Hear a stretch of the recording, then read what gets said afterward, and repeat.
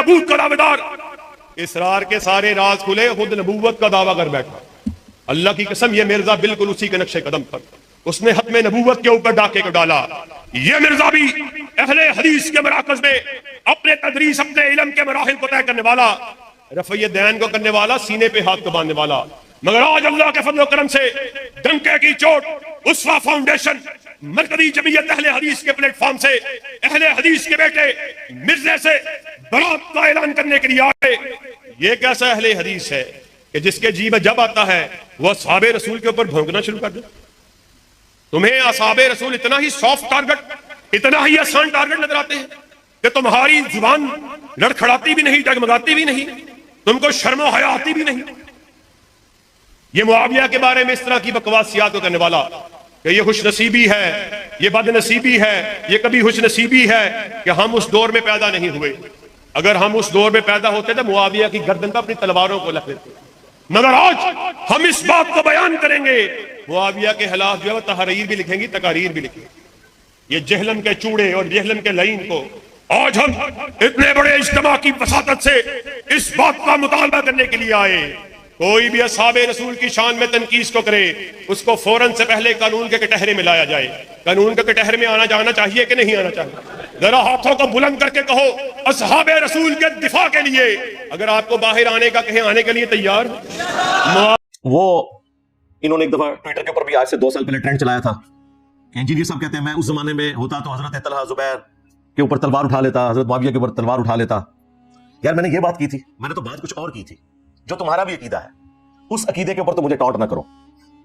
میں نے یہ کہا تھا کہ خلفائے راشدین کے حق میں ہم ان کے مخالفین کے اوپر تلوار اٹھا لیتے اگر اس زمانے میں ہوتے۔ ذاتی تو کوئی دشمنی نہیں ہے، یہ تو ایک پیورلی علمی گفتگو ہو رہی تھی۔ کیا یہ لوگ اس زمانے میں ہوتے تو حضرت ابوبکر صدیق رضی اللہ تعالیٰ عنہ کے ساتھ مل کر ان کے مخالفین پر تلوار نہ اٹھاتے؟ منکرین زکات کوئی کافر تو نہیں تھے نا، حضرت عمر تو انہیں کافر نہیں سمجھتے تھے، بخاری مسلم میں ہے کہ یہ نمازیں پڑھتے ہیں۔ صرف زکات کے معاملے میں انہوں نے ایک ڈیویشن کی ہے نا، لیکن حضرت بکر نے کہا کہ جو نماز اور زکات میں فرق کرے گا میں اس کے خلاف قتال کروں گا، اور پھر ان میں سے اکثر لوگ تائب بھی ہو گئے۔ پیورلی علمی ڈسکشن ہو رہی تھی، اس میں یہ بات کر رہا تھا کہ اہل سنت کا منہج یہ ہے کہ خلفائے راشدین کے ساتھ کھڑے ہونا ہے ان کے مخالفین کے خلاف، اور خلفائے راشدین کا ساتھ دینا ہے، اور ظاہر ہے اس میں جب جنگ ہوگی تو آپ تلوار بھی اٹھائیں گے۔ اس میں کون سی گستاخی والا معاملہ ہو گیا؟ اس کا مطلب ہے کہ کیا حضرت علی رضی اللہ تعالیٰ عنہ گستاخی کر رہے تھے حضرت معاویہ کے خلاف تلوار اٹھا کر؟ اپنی عقل بھی استعمال کرتے ہو کہ نہیں؟ تم نے ہمیں بتایا تھا، جامعہ ترمذی میں ابو داؤد میں حدیث ہے، تم میرے بعد بہت اختلاف دیکھو گے، دین میں نئی نئی بدعتوں سے بچنا، میری اور میرے خلفائے راشدین کی سنت کو داڑھوں سے پکڑ لینا مضبوطی کے ساتھ۔ علیکم بسنتی وسنت الخلفاء الراشدین المہدیین۔ نبی اسلام کہہ رہے ہیں جب اختلاف ہونا تو خلفائے راشدین کا ساتھ دینا۔ تم نبی سے ٹکر لے رہے ہو۔ خلفائے راشدین کون ہیں؟ وہ بھی ابو داؤد اور ترمذی میں موجود ہے۔ حضرت سفینہ جو رسول اللہ کے آزاد کردہ غلام ہے صلی اللہ علیہ وآلہ وسلم، انہوں نے حدیث روایت کی ہے کہ نبی اسلام نے فرمایا میرے بعد خلافت اعلی منہاج النبوہ 30 سال تک رہے گی، اور پھر انہوں نے فرمایا بیٹا گن، ابو بکر کے 2 سال، عمر کے 10 سال، عثمان کے 12 سال اور علی کے 6 سال، اور 6 میں بھی 5.5 سال حضرت علی کے ہیں اور 5-6 مہینے سیدنا حسن ابن علی کے۔ تو بیٹا کہتا ہے کہ یہ بنو امیہ کے لوگ، بنو زرقاء تو علی علیہ السلام کو خلیفہ ہی نہیں مانتے۔ امام ابو داؤد نے لکھا علی علیہ السلام، اور یہ بھی لکھ دیا کہ یہ خلیفہ نہیں مانتے، یہ کہتے ہیں نہیں قصاص عثمان تھا، قصاص عثمان تھا تو خلیفہ تو مانتے نا۔ تو حضرت سفینہ نے فرمایا بنو زرقاء بنو امیہ کے بارے میں کہ یہ وہ بدبودار چیز ہے جو ان کے منہ سے نکل رہی ہے، جو حضرت علی کو خلیفہ نہیں مان رہے، جہاں سے یہ ہوا خارج کرتے ہیں۔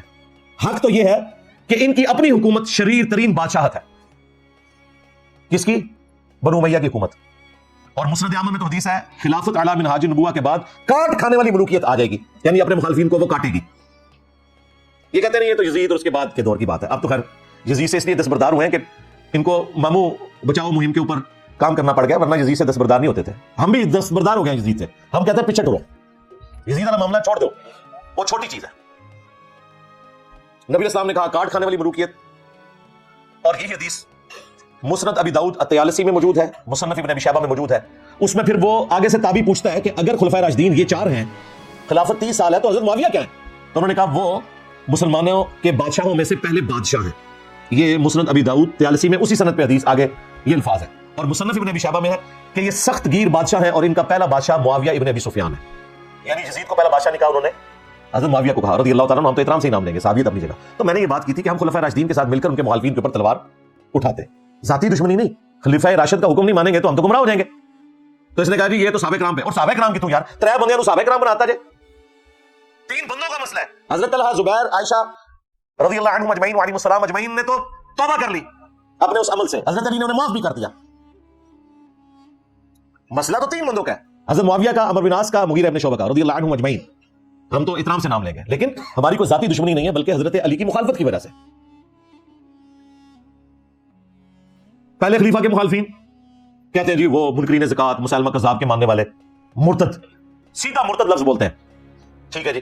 دوسرے خلیفہ کے مخالفین کہتے ہیں رومنز اور پرشینز کافر. تیسرے خلیفہ کے مخالفین کہتے ہیں جی خارجی. خارجی تو زمانے میں آئی نہیں تھے، بلوائی، ہاں بلوائی کہہ سکتے ہیں، اور ان میں کئی صحابہ بھی تھے، عبد الرحمن بن عدیس اور باقی صحابہ. پولیٹیکل اختلاف تھا. بلوائی یعنی کہ آپ پروٹیسٹ کرنے والے. چوتھے خلیفہ کے مخالفین اب ان کو ہاتھ پاؤں پڑ جاتے ہیں، کہتے ہیں جی یہ باتیں نہیں کرنی چاہیے، ان کا آپس کا اختلاف تھا. واہ، نال حدیث بھول گئے، علیکم بسنتی وسنت الخلفاء الراشدین المہدیین. اب بھی بولو نا، چوتھے خلیفہ کے مخالفین، خارجی، ناسبی، یہ الفاظ استعمال کرو نا. خارجی تو کر لیں گے، باقی طرف نہیں آتے. وہ کہتے ہیں جی وہ تو صحابہ تھے. بھائی جنگ جمل والوں نے تو معافی مانگ لی. مصنف ابن ابی شیبہ میں فضائل صحابہ احمد بن حنبل کی کتاب میں موجود ہے. حضرت طلحہ کا بیٹا حضرت علی کو ملنے آیا تو اس کی دلجوئی کے لیے مولا علی نے فرمایا میں اللہ سے امید کرتا ہوں کہ یہ جو سورۃ الحجر کی آیت ہے کہ اللہ تعالیٰ اہل ایمان کے دل سے ایک دوسرے کے خلاف جو غل ہے، نفرت آ گئی ہے، وہ نکال دے گا. یہ میرے طلحہ، زبیر اور عثمان بن عفان کے بارے میں ہے کہ اللہ تعالیٰ ہمارے دلوں سے ایک دوسرے کے بارے میں جو میل آ گئی ہے وہ صاف کر دے گا، اور ہم جنت میں تختوں پر آمنے سامنے بیٹھے ہوں گے. آمنے سامنے جب ہی انسان بیٹھ سکتا ہے جب دل میں کوئی قدورت باقی نہ رہے. لیکن ماموں کو معاف نہیں کیا مولا علی نے. ہمارے استاد ڈاکٹر سار صاحب نے بھول پان میں حضرت معاویہ کا نام ویسے بیچ میں ٹھوک دیا کہ میں امید کرتا ہوں کہ حضرت معاویہ اور میرے بارے میں یہ بات ہے. بلکہ ان آیات میں حضرت علی کا ایک قول بھی ہے رضی اللہ تعالیٰ عنہ کہ سورہ حجر کی آیت کے ضمن خاص طور پر آتا ہے شان نزول پہ. انہوں نے فرمایا کہ میرے اور معاویہ کا ذکر ہے جو یہاں ہو رہا ہے. ساری باتیں جنگیں ہوئی ہیں حضرت علی رضی اللہ عنہ اور حضرت معاویہ رضی اللہ عنہ، تو کتنی کچھ ہو گئی ہوگی شکایت ایک دوسرے سے. تو یہ آیتیں ہمارے لیے ہے کہ اللہ تعالیٰ ہمیں دونوں کو جنت میں داخل کرے گا تو ہمارے دلوں سے یہ قدورتیں جو ہے وہ نکال دے گا. نہ ڈاکٹر صاحب تو پتہ ہی نہیں، تسی جو بندیاں کے ٹائی چڑھے رہے ہو پوری زندگی. ماموں کے بارے میں تو اسی مصنف ابن ابی شیبہ میں موجود ہے کہ مولا علی نے قنوت نازلہ پڑھی، اللہم علیک بمعاویہ و اشیاعہ، اے اللہ معاویہ اور اس کے شیعہ کو برباد کر. انہوں نے اردو میں ترجمہ کیا ہے اے اللہ معاویہ اور اس کے شیعہ کو سنبھال لے.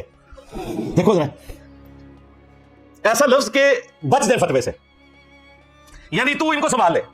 یہ جب یہودیوں میں پڑھے ہوتے ہو اللہم علیک بالیہود، تو یہ کہتے ہو کہ اے اللہ یہودیوں کو سنبھال لے.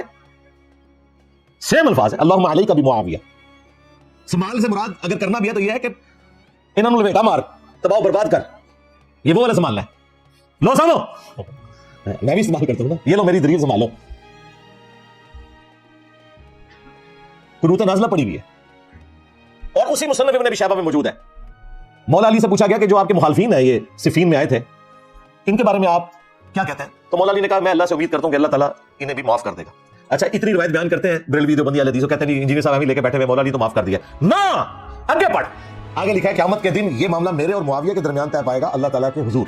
ماموں کو مرتے دم تک مولا علی نے معاف نہیں کیا، اس لیے چونکہ یہ معاملہ قیامت تک پوسٹ پون ہے، لہٰذا ہمارے ہاں بھی ماموں کے لیے معافی والی گنجائش کوئی نہیں ہے. قیامت کے دن کا معاملہ اللہ کے سپرد. دنیا میں ہم مولا علی کے ساتھ ہیں، مولا علی خلفائے ثلاثہ کے ساتھ چلے، ہم خلفائے ثلاثہ کے ساتھ ہیں. جہاں تلوار اٹھائی وہاں ہماری تلوار آج بھی اٹھی ہوئی ہے زبان کی شکل میں.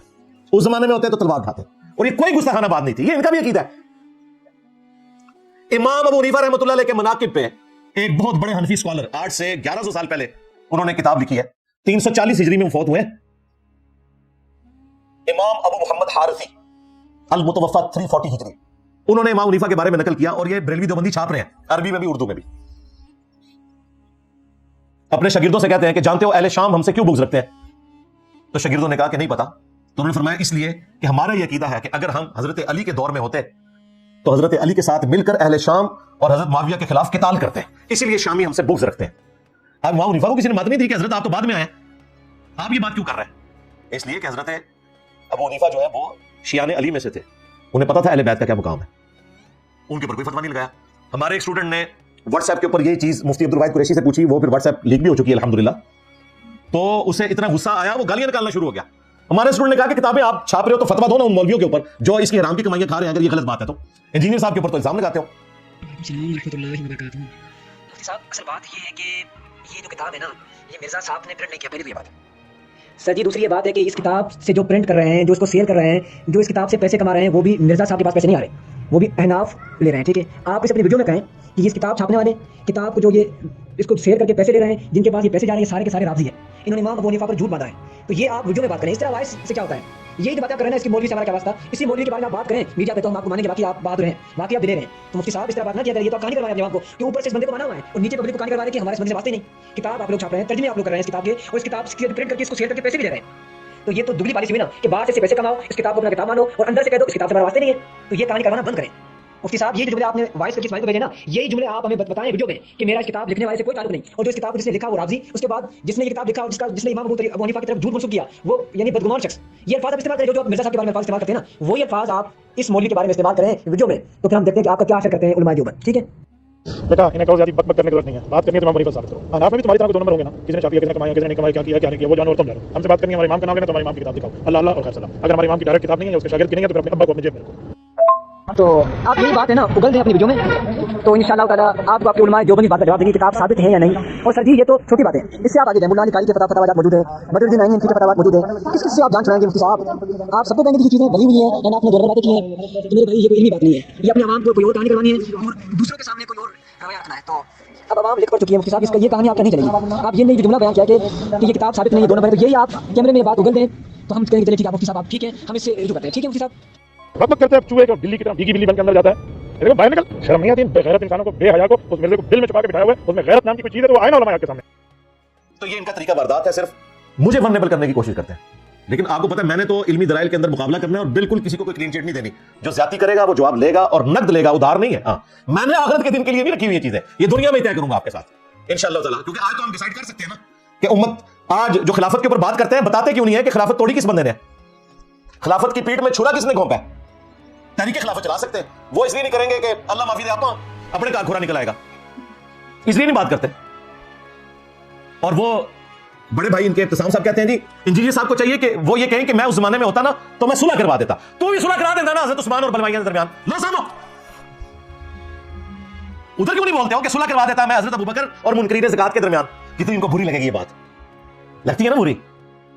सुलह करवा देता, सुलह करवा देता। और सूरह अल हुजरात में है कि मुसलमानों का अगर कोई ग्रोह बागी हो जाए उसके खिलाफ किताल करो यहां तक कि वो तौबा पर आमादा हो। कुरान भी तुम्हें हमने पढ़ाना है।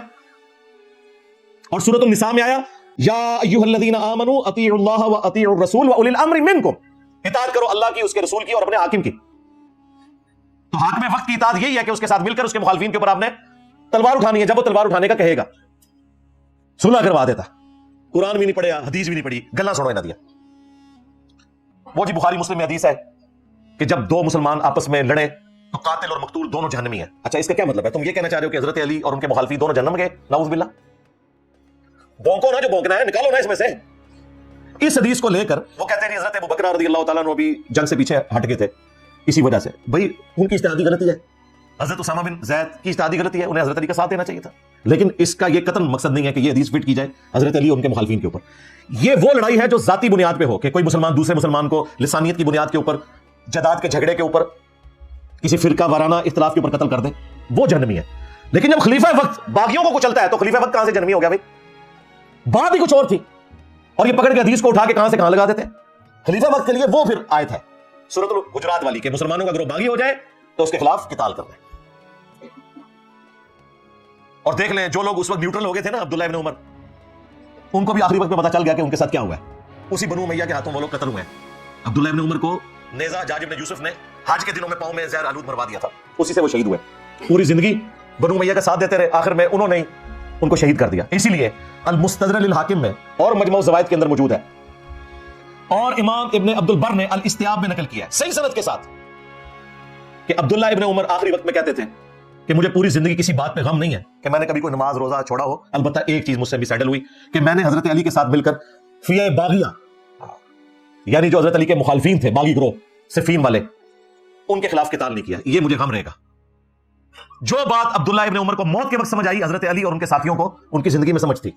और देख लें आज तक दोबारा खिलाफत नसीब नहीं हुई है, क्योंकि इस उम्मत ने जुर्म ही बहुत बड़ा किया।